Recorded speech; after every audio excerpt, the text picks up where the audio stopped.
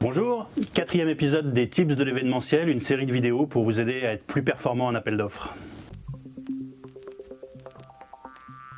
Il arrive, quand on commence à travailler sur un brief, qu'émerge une problématique à laquelle le client lui-même n'a pas pensé, qui ne figure pas dans le cahier des charges en fait, mais que nous on va identifier et sur laquelle on va travailler pour essayer d'apporter une réponse. Quand ça arrive, c'est très positif en fait parce que ça permet à l'agence de démontrer sa capacité de réflexion d'une part et éventuellement si elle apporte une réponse qui est intéressante, plus forte que les agences concurrentes, évidemment de marquer des points contre la concurrence. Je vais vous prendre un exemple pour que ce soit plus clair. Il y a une quinzaine d'années, j'ai travaillé avec l'agence Euro RSCG CNO Events, qui s'appelle maintenant Havas Events, ce qui est plus simple, sur les événements de lancement de l'Airbus A380. Il y avait plusieurs événements et l'événement principal, c'était l'événement de révélation de l'avion, la première révélation publique, qui devait se dérouler à Toulouse, dans les usines d'assemblage, devant 5000 personnes. Alors il y avait 2 fois 5000 personnes sur 2 journées.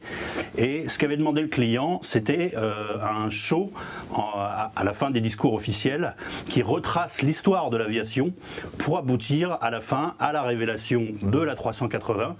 et donc qui devait être présenté comme un avion de légende, déjà vraiment le fleuron de l'aviation civile mondiale, l'avion le plus abouti de tous les temps. On commence à travailler sur cette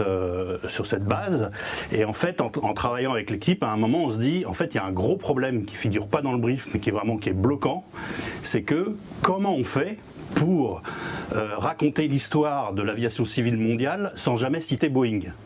Parce que citer Boeing, qui est l'ennemi juré d'Airbus, dans un spectacle pour Airbus et pour révéler leur dernier avion, c'est inenvisageable, c'est-à-dire que Airbus ne l'acceptera jamais.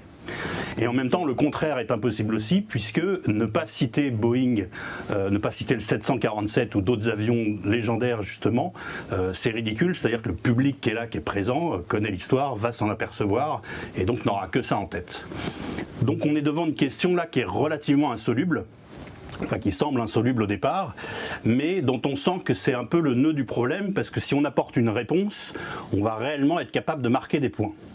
Et la solution qu'on a trouvée, il y en a peut-être d'autres évidemment, mais la solution qu'on a trouvée, c'est de dire aux clients, et c'est comme ça qu'on leur a présenté lors de la présentation du projet, on leur a dit en fait on ne va pas vous faire un spectacle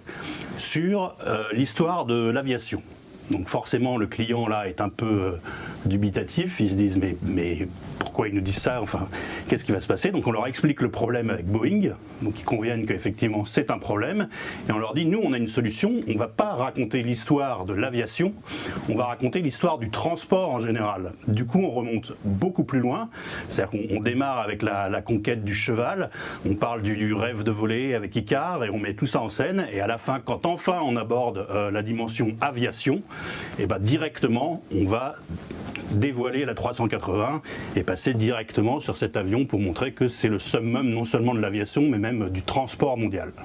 Donc j'ai pris cet exemple qui est un exemple créatif, mais évidemment il peut y avoir aussi des problématiques qui émergent dans un brief qui sont d'ordre logistique, qui sont de l'ordre de la production. À chaque fois c'est intéressant parce que ça permet de démontrer déjà au client qu'on sait réfléchir, qu'on voit des problèmes que lui-même n'a peut-être pas identifiés et qu'on apporte des réponses. Et surtout, encore plus intéressant évidemment dans le cadre d'un appel d'offres, ça permet de mettre des bâtons dans les roues, de savonner la planche pour les agences concurrentes, parce que si les agences concurrentes n'ont soit pas identifié le problème, soit ont identifié le problème mais n'ont pas trouvé de solution et donc ont décidé de passer le problème sous silence,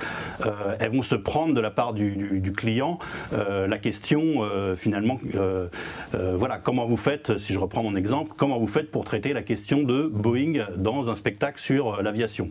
Et donc, effectivement, là, ça nous permet, nous, de marquer des points et de mettre en difficulté des agences concurrentes.